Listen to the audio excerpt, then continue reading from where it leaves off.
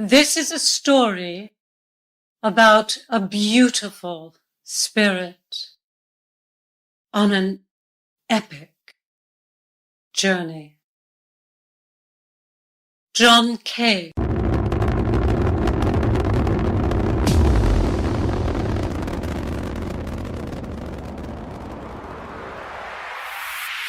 I'm busting through particles. Deep space feels like inverted energy. This is not your typical road movie. I'm traveling to Mars and I'm traveling alone. They thought it would be better that way. As I float in the inconceivable distance, I can still see the blue-green earth. But we all like to wallow in self-pity and submit ourselves to the torpor of disillusionment.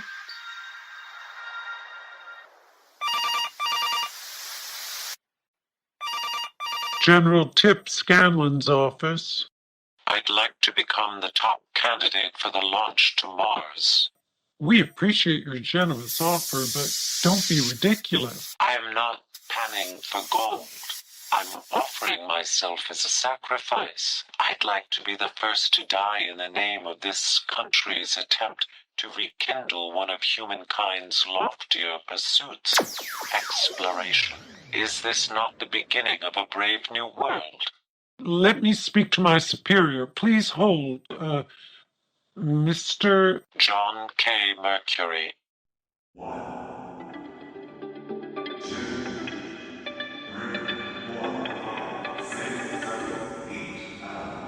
John K. 103. Mercury, after careful consideration, we'd like to offer you the opportunity to be the first man on Mars. You're a remarkable candidate for this deadly mission. Potentially, that is. It's all calculation and hopeful speculation, and you'll be gone for a very long time. More like forever. Whatever forever is. I'm on a suicide mission, whether I live or die. Nothing has meaning, just a vacuum within and without. One begins to understand the logic of a teenage suicide over an outbreak of acne. In the realm of what matters, why should one thing matter less than another? Mercury, may I ask a question before you... Shoot. Why on earth would you want to do this? Are you implying that normal people can't be heroes? No, certainly not. Besides, what is normal? Still, Mercury, you have to admit, you are placing yourself at risk. Isn't life precious to you? Not if you aren't living.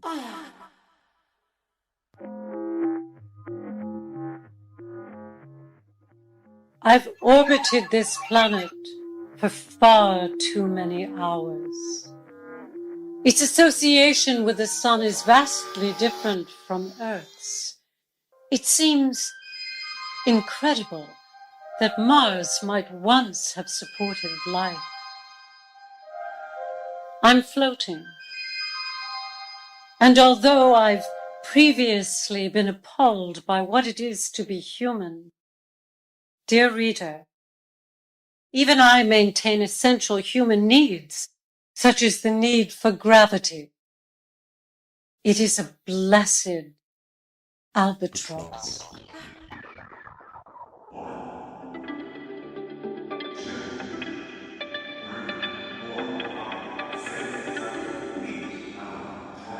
But what could possibly be your motivation? I wish to be a chance hero. John K. 104. There are two windows in this vessel, one that looks ahead and one that looks behind. Behind me is the green-blue planet. Ahead, nothing, or more aptly, nothingness. Try to fathom it. I haven't eaten for the past 24 hours. I'm enjoying the void in my stomach. It seems to balance the vacuum of the room that isn't a room, only trapped oxygen. It is space that leans on itself. How strange to be alone while feeling cramped by my own presence.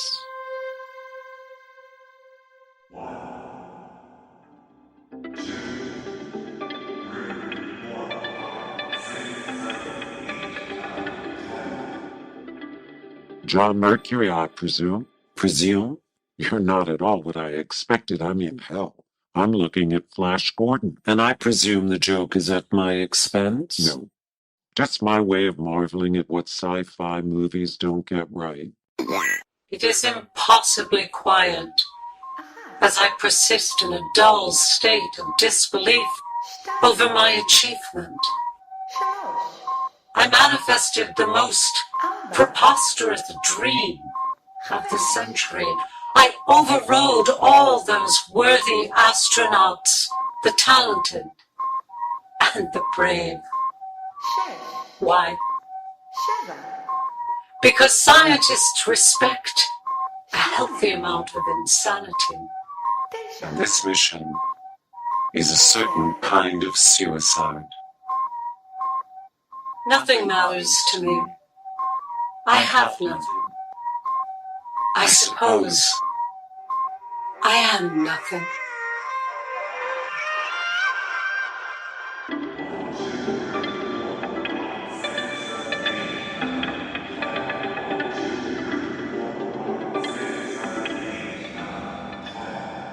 Mercury, we'd like you to take a few tests. Nothing too complicated. We're interested in your IQ. I belong to Mensa. You needn't talk down. I hadn't finished. We want to test you for IQ and EQ, etc. These days, genius IQs are a dime a dozen. What matters is what you do with genius, right? After all, people who have genius can be trapped by it. In short, they have no perspective and lack vital common sense, which is tops in an astronaut.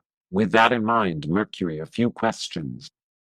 How would you feel if you were in a foreign country and completely unable to communicate? There are always structural signs.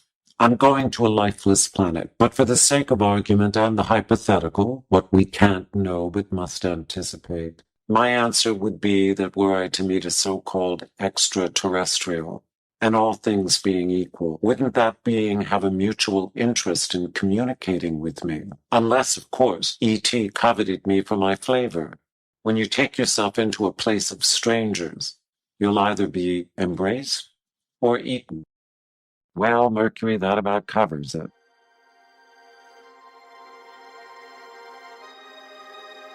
I've been on this ship for such a long time. Ground continues to communicate, although I wish they would leave me to my thoughts. I feel I haven't had space to think all these years, and now the breadth of my thinking time here in this airtight pod is decidedly finite and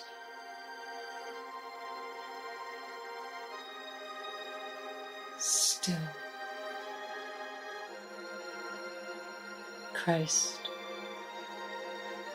Down there the world wouldn't leave me to my thoughts. Always someone else's mental tyranny.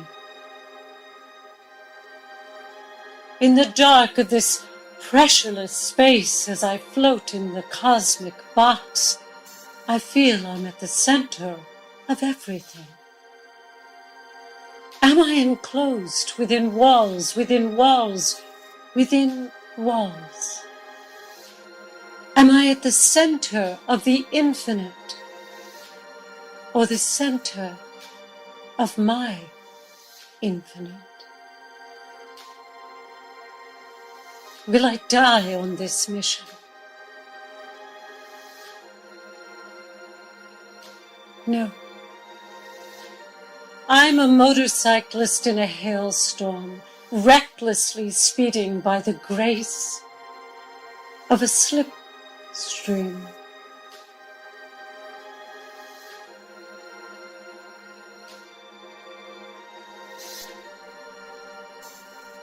John Kane, 1:05.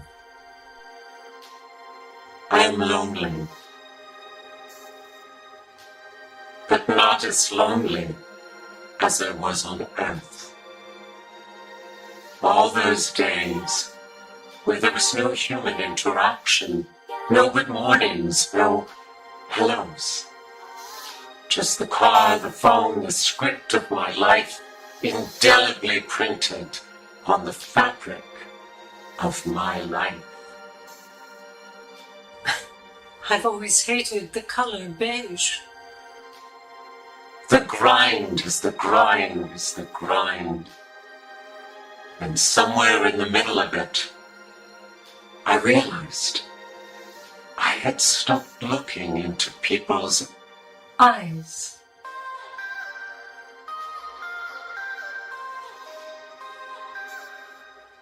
We've lost the people who knew us. We've lost the community that embraced us. Instead, we recall what it must have been like once. We watch wizened black and white films of yesteryear's sentiment and cry for something we've never known, but suspect our parents knew. Everything falls away. Family and friends eventually roam and disperse. Our children evaporate in their inner trajectories while building their data profiles to sit in a virtual suburb of data profiles. But there's no community in that. Mercury, are you there? Where else? We're having some technical issues. Is cabin temperature maintaining? It veers from the norm, but not uncomfortably. I feel warm and fuzzy all over. I continue to float in the in-between. Is this what death is? Does all that which represented whomever we were disappear? All those negative and positive ions, the electrical charge of a person whose presence we can feel as they enter a room, evaporate? When it does, will it spread like the air, finely particulate, until it blends into the infinitesimal? Will it linger and wait, functioning within its essence, an essence that embraces worlds and histories? Are we as finite as our bodies, or as infinite as our minds? Mercury, do you read me? My God, you're a woman. I beg your pardon. It's been forever since I've spoken to a woman. That's rather objectifying and worrying. That is objective without objectifying. Whatever vessel holds the spirit of a woman cannot disguise it.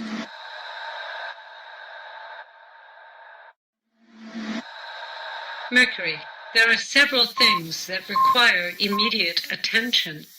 Tell me, when were you hired? I've always been here. But I've not spoken to you before. Different shift? Now please, Mercury, there are a few things that must be dealt with immediately. I don't care. They can wait. I want to revel in the sound of a woman's voice. All right. What should I say? Anything. I've got it. It's from To Have and Have Not. You know that movie? Of course. Bogart and Bacall. I love Bacall. She was unafraid. Surely you're not afraid. No. But we live in fragile times. John K. 106. We're still brutes, only now we're equipped with egos, words, and magnificent weapons. Did the prehistoric person have an ego? Or is ego the product of evolution? Just like modern people, prehistoric people had pets, sex toys, drugs, alcohol. But their environment humbled them. Living in large outside spaces brings a sense of oneness with everything instead of a oneness with oneself.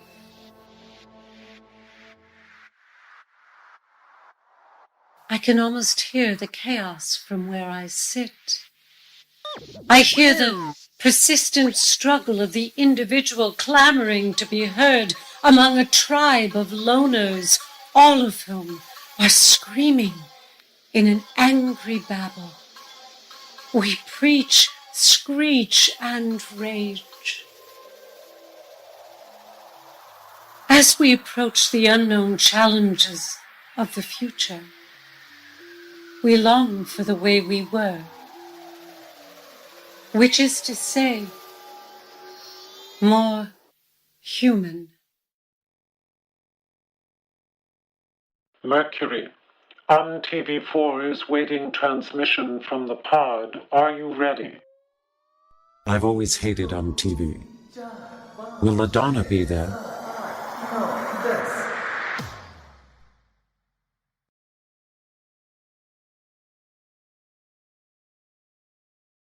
The planet is not only in my sight, it's close enough to feel.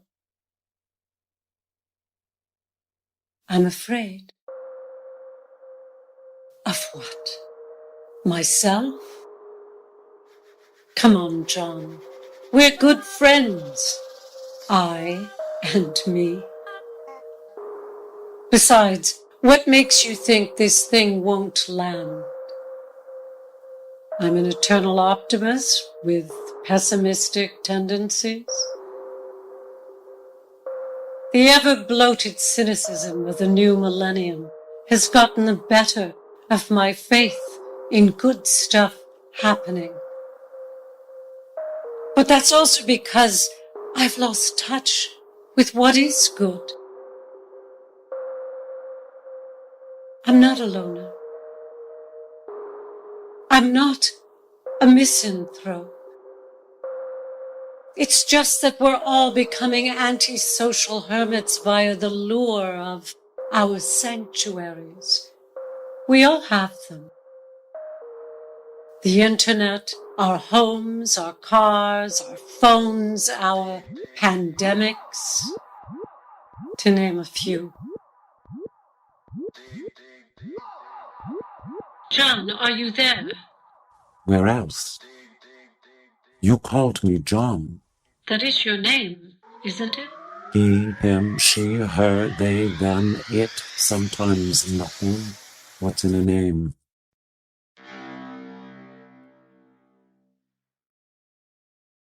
Would you do me a favor? Would you pinch me? What was I thinking?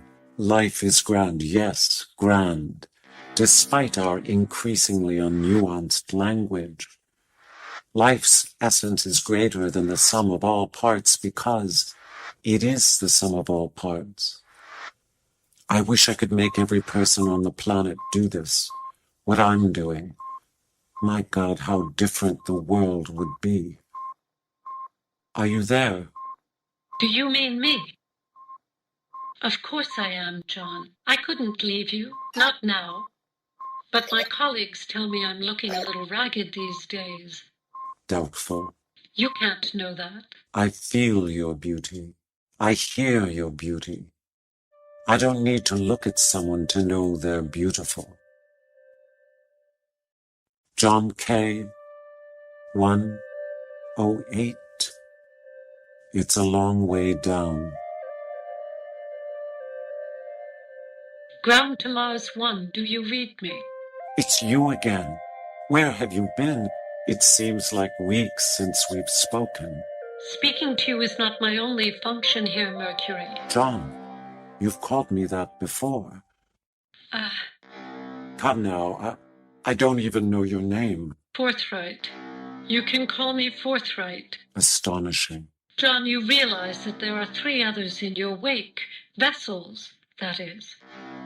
Perhaps you would like to continue orbiting until you have some company. One is only a month behind. The polymer matrix composites used in the construction of the ship have lightened your load and make this kind of thing possible. No, they are strangers. Maybe I'm just dreaming all of this. Maybe I'll wake up tomorrow and enjoy a bowl of Cheerios? Is reincarnation really a possibility? If so, will fish and rice replace my Cheerios? Will I loathe all dairy and ascribe to a religion that renounces cow or pig? Or will I be that cow or pig, en route to slaughter, cooked, eaten, and eaten by people who bear no gratitude for my sacrifice? Will I return to a century ahead? Or will I go back in time? Funny how reincarnation has captured the imagination of the world.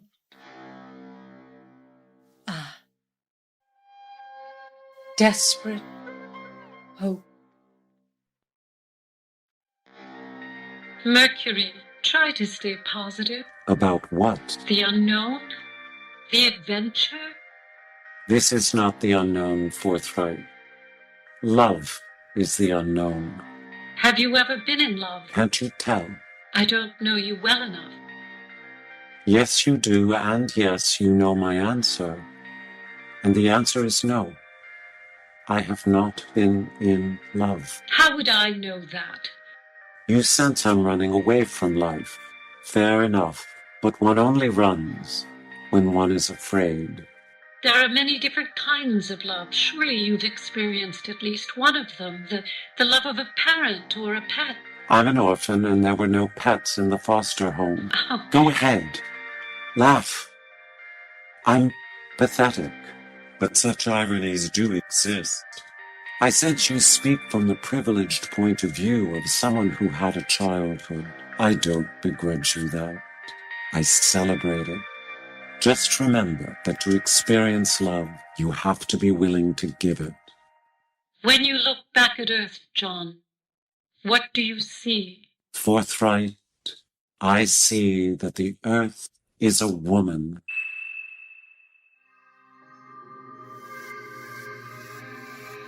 John K. 109.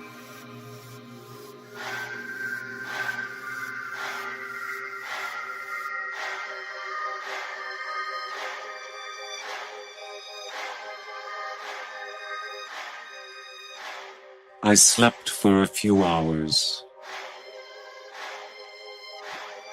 Sleep is a piece of heaven.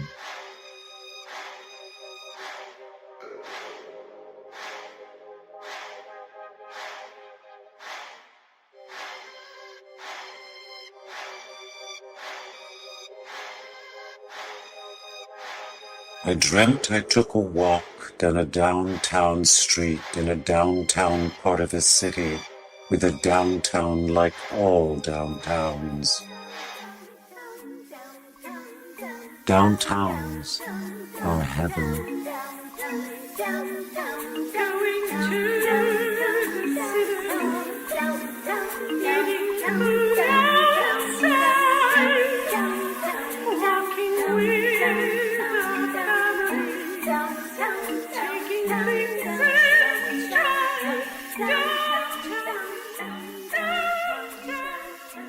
Streets are bustling, every corner brims with lively thoughts and deeds and the joy of moving to and from uncertain ends. Yet, every person walks toward the day. The only pause in that overreaching marathon toward hope is lunch. Ah, lunch! Whether fish and chips or pastrami on rye, what a delightful interruption. In from the out, perhaps enjoying a hearty repast of bread and soup, maybe drowned by a leaden French wine in a French dive with checked tablecloths and maitre d's squeezed into windy corners behind doors opening out to streets ever moving, brisk with a cold that rouses you from your grapey stupor, saying, I'm alive.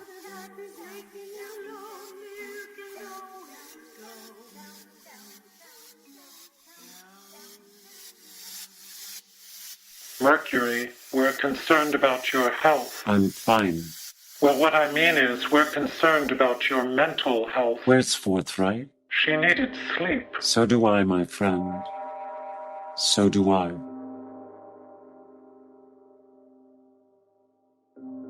I managed another couple of hours, but they were dreamless. I feel cheated. Dreams are the only place where I can conjure the feeling of Earth. Oh, Earth. Earth is heaven. I don't expect you to believe that.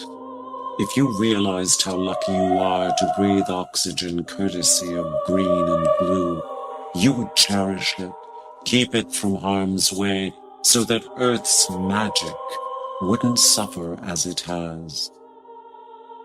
But then, if you knew how lucky you are, you would be more God than mortal.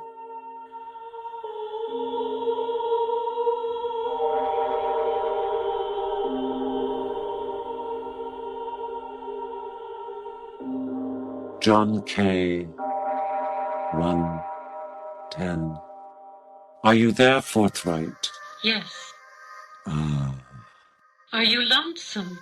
yes. You don't sound like the man who first came to the mission. I'm not. But few would care. How do you know that? Because I believe that humans are deaf and blind and ignorant by their own volition. Do you think I'm all those things? Yes, even you, Forthright, but you wear it charmingly. I hope we'll meet someday. Do you? Yes, of course. But why? I'd like to give you a hug. John. I'm here. I'm trying to conjure the joy in being touched. John K. 1:11. I am weightless, and yet the red mass seems to meet me with enormous speed. There's nothing that ensures my having a safe landing but overly confident reassurances from astrophysicists who are only as good as their ability to deduce. Faith has a value, but I am too riddled with fear to embrace it. What are the odds God exists? Taking all bets? I don't want to die. I don't know what's there. What if we are more than bundles of fibrous intelligence? That life is a continuum dotted with endless frontiers? What if we are eternal in our ever-evolving, ever-learning selves? What if we aren't? What if I can jump back into the chaos of another lifetime? Would I want to? Will I have forgotten what I was before, what I am now? Will I make the same mistakes all over again? Will I find Forthright?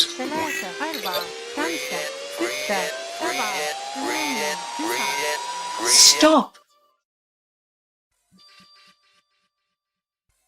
When I entered this vessel, I had everything but doubt.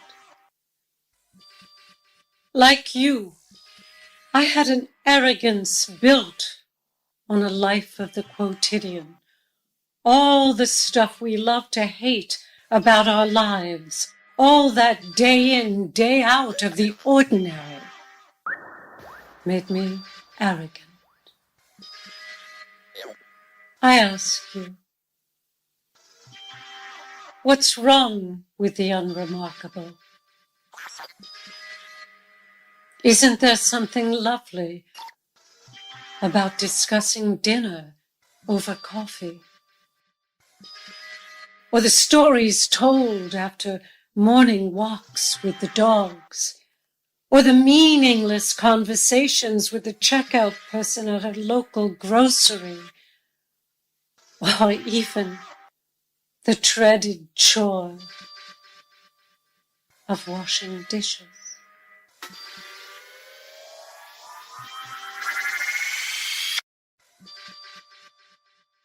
Wherever I'm going, it won't be life. It won't have the happy flow of daily rituals in familiar places. It will be work while playing God in a creation game, attempting to make a barren planet green again. There will never be another Earth.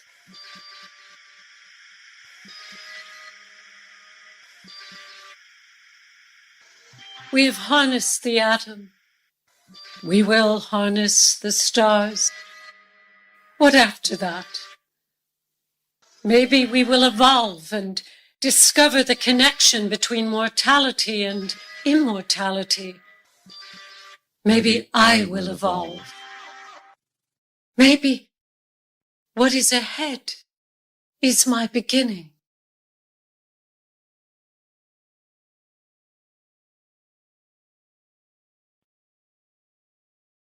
I am a witless forger of my fate.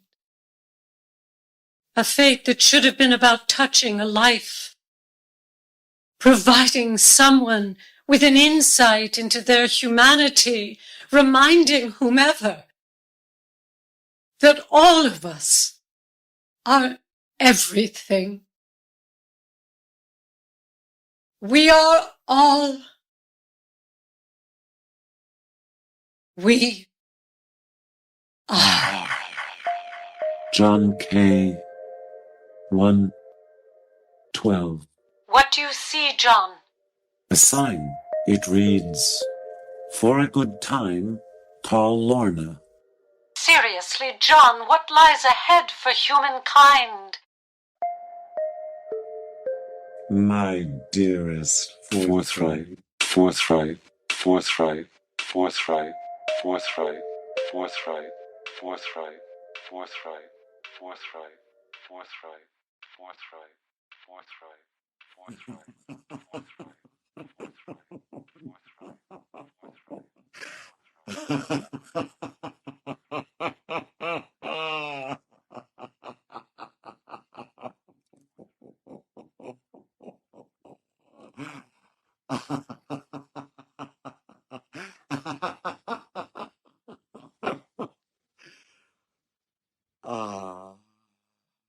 Lift off and the clock has started.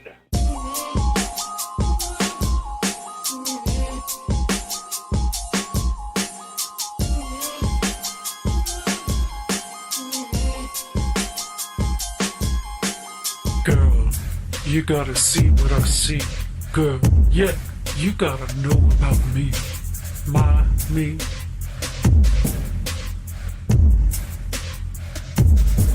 Ain't no place in the sky I ain't been to. All I know is that I love you.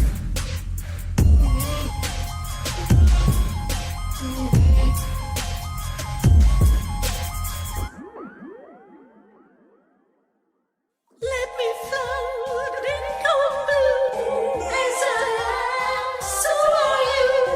Wrap me in white green, undo what I have seen. Wrap me in white green, undo what I have seen.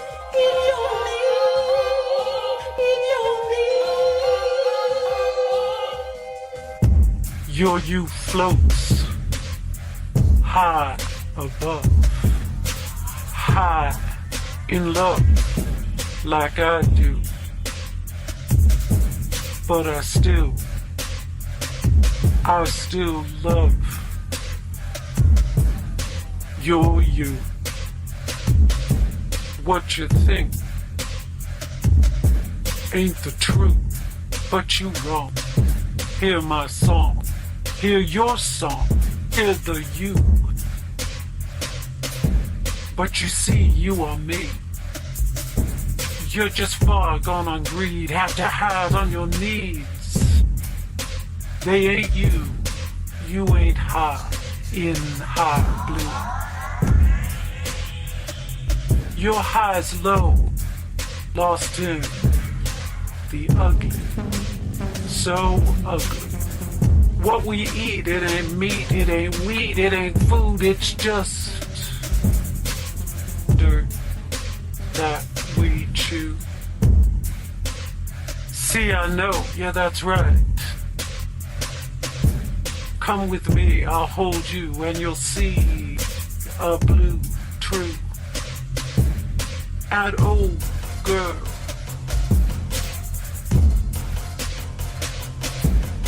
What you are, it ain't you. Not your you. But I'm still loving you. I am here, don't be there, all I got is for you.